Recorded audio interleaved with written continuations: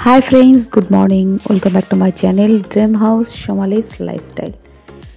तो सकाल सकाल चले एसेছি নতুন একটা ব্লগ নিয়ে। আশা করি তোমরা সবাই ভালো আছো। আজকের ভিডিওটা এখন থেকে স্টার্ট করলাম সকালের টিফিন দিয়ে। তো সকালে রুটি আর এখানে গুঁড়ি কচু আলু বেগুন দিয়ে একটা তরকারি করে ফেলেছি, যেটা কিনা দুপুরেও থাকবে।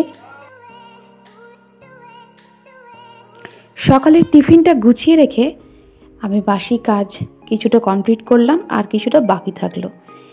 মেয়েদের এখানে টিফিনটাও গুছিয়ে দিলাম আমার হাজব্যান্ডে, আর মেয়েদের দিয়ে দিলাম একটু দুধ কর্নফ্লেক্স নয় সরি, এটা চোকো, আমার মেয়েদের ফেভারিট। আর নিচ্ছে কিন্তু আমার মেয়েরাই। তো একটু দুধের মধ্যে চোকো দিয়ে বেরিয়ে পড়লাম ওদের বাবার সাথে।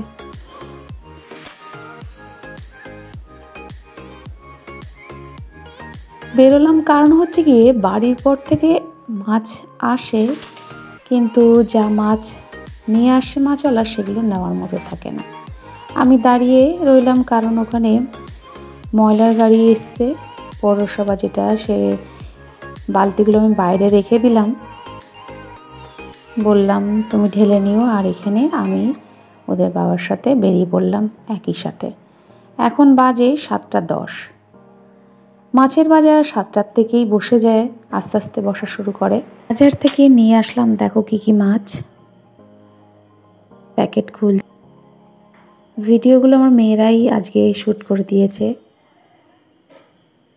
এখানে রকমের মাছ আছে, রুই মাছ, বাটা মাছ আর সঙ্গে লোটে মাছ। বাজারে গেলে অনেক সস্তায় পাওয়া যায় এই সব মাছ, 140 টাকা। আর আমরা বাড়ির পর থেকে রাখি, অনেকটা দাম পড়ে যায়।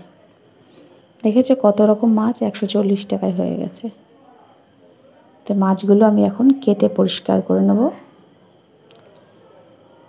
এখানে বসেই আমি কেটে নিলাম, বাটা মাছগুলো কেটে ফেললাম।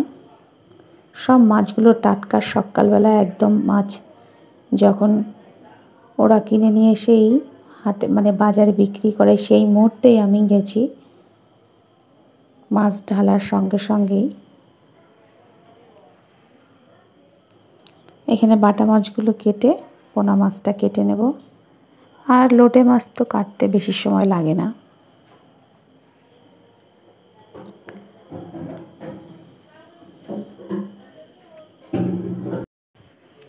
মাছগুলো কেটে নিয়ে এখানে আমি বারান্দাটা ভালো করে ঝেড়ে ফেললাম। সেলাইয়ের যে র্যাকটা ছিল সেখানে পেছনটাতে কাচের উপরে নোংরা পড়েছে। সত্যি ভিডিও আপলোড করা মানে এতটাই, ভয়েস যখন আমি দিই এত আওয়াজ হয় না, মানে নিজেরই বিরক্তিতা লেগে যায়। যাই হোক, সেইভাবেই অসুবিধাতেই ভিডিও আপলোডে বসাই, আমি ভয়েসটাও দিই। এখানে পুরো পরিষ্কার করে নিলাম। এখানে অনেকটাই নোংরা পড়ে গেছে, এটা ক্লিন করে রান্নাটাও সেরে নেবো এবারে। বেলাও অনেকটা গড়িয়ে এলো, পরিষ্কার করতে সময়ও লাগে। এসব র্যাক পেছনটা সরিয়ে নিয়ে একাই সব ক্লিন করে ফেললাম।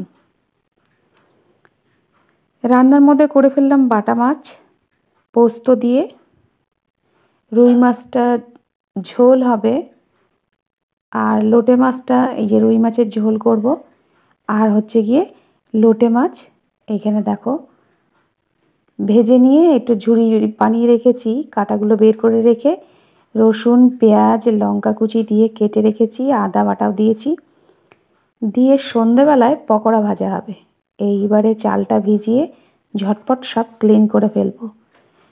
বেলা গড়িয়ে কিন্তু 1:30টা হয়ে গেছে। স্নান সেরে এসে মেয়েদের খেতে দিতে হবে। পুরো রান্নাঘরটা এবার ক্লিন করে ফেলবো ঝটপট করে। এটা কালকে রাত্রের বাসনও দেখছো এখানে রয়ে গেছে, কারণ আমার সেলাইয়ের কাজ ছিল, সেগুলো আমি আগে সকালে সেরেছি খানিকটা। তারপর বাবা টিফিন করে দেখলেই পেলে যে মাছের বাজারে গেছিলাম, এগুলো করে তারপরে এখন দেখো বেসিনে হাত দিলাম। কতগুলো বাসন সব ক্লিন করে ঝটপট চান করে এসে খেতে দিয়ে দেবো, কারণ দেরিও হয়ে যাবে। এখানে দেখো ভাতটা বসিয়ে রেখেই আমি স্নান করতে ঢুকবো। চালটা ওই জন্য ধুয়ে ফেললাম ভালো করে। অনেকগুলো বাসন বলে ক্লিন করতে অনেকটা সময় লেগে গেল।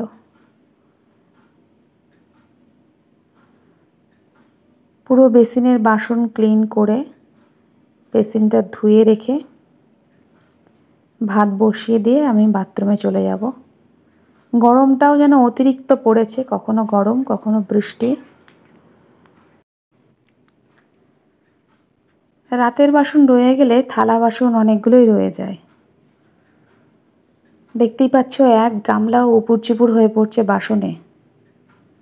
একা হাতেই সব আমি ক্লিন করি, কোনো কাজের লোকও রাখতে হয় না, যেহেতু নিজেই সব ক্লিন করে ফেলি। এখানে টেবিলটা সকালে মুছেছিলাম, কিন্তু এখন খেতে দেওয়ার আগে আমি আরেকবার মুছে ফেলবো।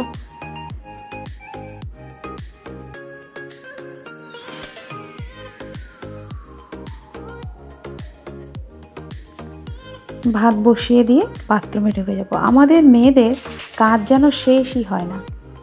এখন সন্ধে, দুপুরে একটু বিশ্রাম নিয়ে নিয়েছিলাম খেয়ে দিয়ে। চা খাওয়ার পরেই পকোড়াগুলো ভেজে ফেললাম। এটা হচ্ছে লোটে মাছের পকোড়া, আর আনন্দের সঙ্গেই বেশ খেলাম। আমার হাজবেন্ড কোনোদিনও লোটে মাছ খায়নি, তাকে খাওয়ানোর জন্যই এই পকোড়াগুলো ভাজা হয়েছে। আর আমাদের বাড়িতে যারা রয়েছে নতুন, তাদেরকেও আমি দুটো দুটো করে দিয়েছিলাম। সবাই মিলেই বেশ আনন্দের সঙ্গেই খেয়েছিলাম। তো আজকের ব্লগটা এখানেই স্টপ করছি, কালকে নতুন ভিডিও নিয়ে আসবো। টাটা।